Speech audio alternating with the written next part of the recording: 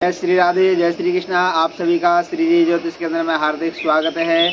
आइए आज की प्रश्नोत्तरी में प्रवेश करेंगे। आज के बहुत ही सुंदर प्रश्न आए हुए हैं। आज के प्रश्नों के विषय में चर्चा करेंगे। तो चलिए पूरा वीडियो अंत तक जरूर देखें, जिससे कि आज के रहस्यमयी प्रश्नों की जानकारी आप सभी को प्राप्त हो सके। प्रारंभ करते हैं। आज का पहला प्रश्न है कि शिव जी की कितनी संतान थी, यानी कितने पुत्र कितनी पुत्री थे शिव जी के। और दूसरा प्रश्न है कि माता मनसा देवी किन की बेटी हैं। तीसरा प्रश्न है शिव जी के सामने ताली क्यों बजाते हैं, क्यों बजाना जरूरी होता है।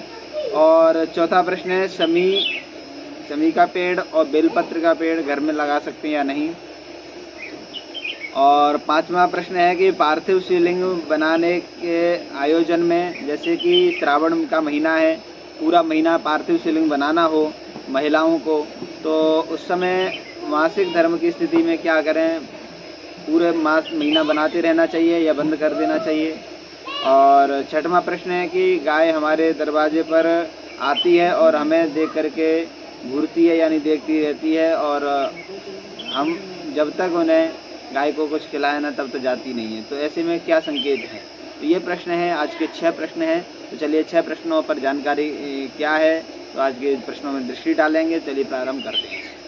पहला प्रश्न है कि शिव जी की कितनी संतान है। देखिए शिव पुराण के अनुसार यह देखा जाए तो 8 संतान है शिव जी की। कितनी है? 8 संतान। लेकिन हम दो को जानते हैं, गणेश और कार्तिक को।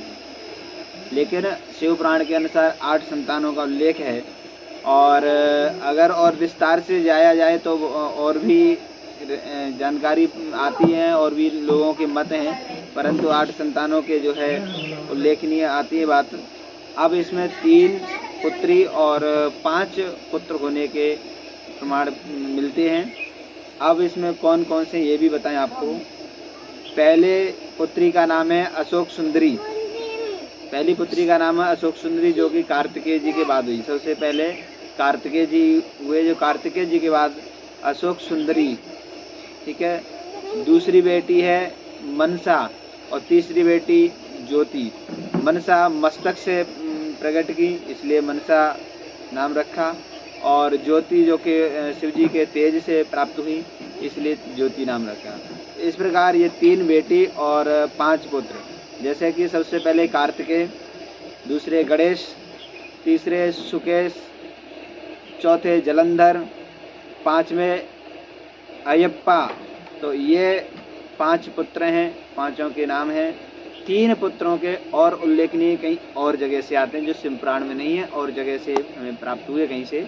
तो उसमें भूमा, अंधक और खुजा, ये 3 नाम और आ जाते हैं। लेकिन शिव पुराण में 5 पुत्र और 3 पुत्रियों का वर्णन आता है। अब बात करते हैं। दूसरा प्रश्न है कि मनसा देवी किन की बेटी हैं। तो जैसा कि अभी बताया आपको, मनसा देवी शिव जी की पुत्री हैं। मनसा देवी शिव जी की पुत्री हैं। और महाभारत के अनुसार इनके पति जरत्कारु पति थे, और इनके पुत्र हुए आस्तिक। मनसा देवी के पुत्र हुए आस्तिक। इस प्रकार इसका उल्लेखनीय महाभारत के अनुसार आया है। अब बात करते हैं तीसरा प्रश्न। शिव जी के सामने ताली क्यों बजाना अनिवार्य होता है।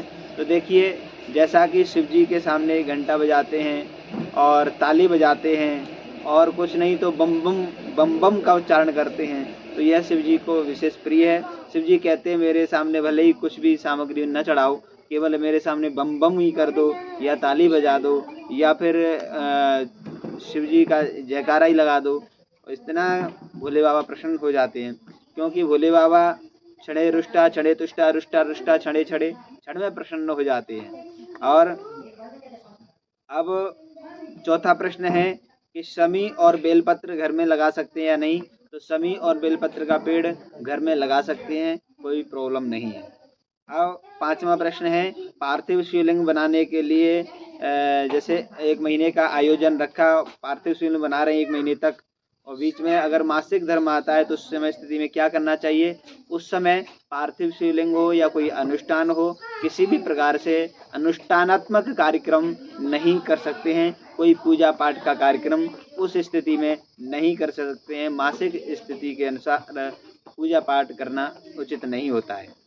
उस समय बंद करके या किसी और के माध्यम से वह पूजा पाठ करा सकते हैं। और यदि कोई घर परिवार में कोई और भी कर ले तो नियमित चलते रहना चाहिए। छठवां प्रश्न है कि गाय हमारे दरवाजे पर आती है और हमें घूरती है, देखती है और लाड प्यार करती है। तो देखिए, यह आपके गौ माता की बड़ी महती कृपा है आपके ऊपर, जो कि आपसे लाड प्यार कर रही है और आपको घूर रही है, आपके दरवाजे पर रोटी खाने आ रही है। यह आपके बड़े सौभाग्य हैं, क्योंकि जिस गौ माता के अंदर सभी देवी देवता विराजमान हैं, वह गौ माता कोई साधारण नहीं है। जिस गौ माता के शरीर में लक्ष्मी जी को भी स्थान प्राप्त नहीं हुआ था, तब जाकर के गौ माता के शरीर के जगह जो गोबर होता है गौ माता का, उसमें जाकर लक्ष्मी जी को स्थान दिया। इस प्रकार इतनी महत्वपूर्ण गौ माता जब अपने दरवाजे पर आती है तो ये हमारा परम ही सौभाग्य होता है। ठाकुर जी की विशेष कृपा होती है, तब जाकर के गौ माता हमारे दरवाजे पर आती है और फिर उसका गौ माता का लाड़ प्यार प्राप्त होता है। तो यह विशेष महती कृपा है, यही संकेत होता है। तो आज के यह 6 प्रश्न रहे और आज के 6 प्रश्न बड़े रहस्यमयी प्रश्न रहे। तो चलिए आज के लिए इतना ही, पुनः कल फिर मिलते हैं। आप सभी से अनुरोध है कि इस वीडियो को आगे भी शेयर करें, जिससे कि यह जानकारी सभी को प्राप्त हो सके। सभी को जय जय श्री राधे, जय श्री कृष्ण।